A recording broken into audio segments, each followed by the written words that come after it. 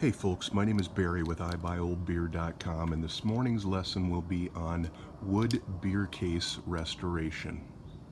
We are going to turn a case like this with faded ghost letters into something like this. Ready?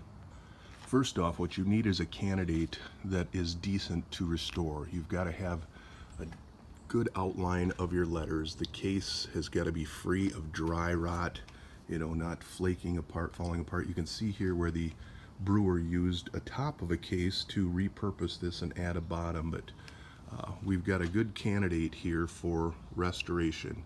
I'll show you what I do to bring these cases back to life and make them displayable. First off, you need a thin-walled pen, not a marker or a gel. See the tip on that?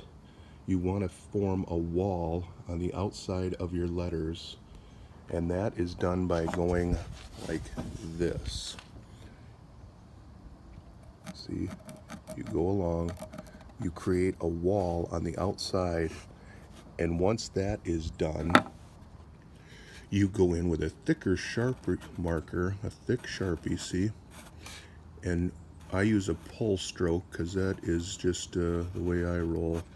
If you don't trust yourself to do a nice straight edge, you can use a straight edge, but you'll want to put something underneath it so the ink doesn't seep underneath this. But what I do is I do these posts or large parts of the letters. See how that is done?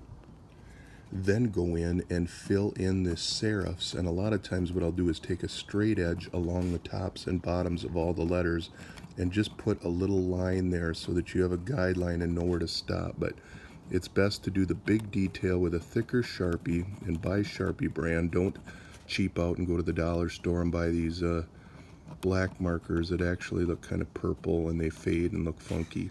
A Sharpie will serve you well, but you see what I'm doing? I'm filling in the post part, the main part of the letters, and then these serifs or tips with a fine point marker.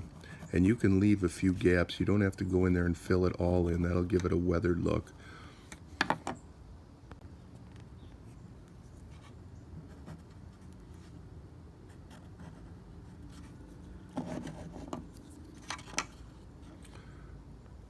You can see what I've done here with the Minnesota, and it filled in pretty nicely.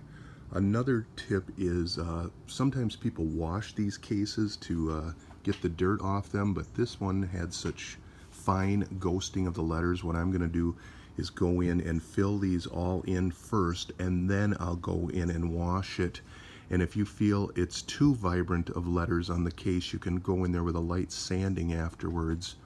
But basically, in using this technique where you create the walls with a thin pen like this, then go in and fill them in with a Sharpie, it will create a look like this, which makes a case that may have been toasted or, a lot of people would pass over into a displayable case for your collection.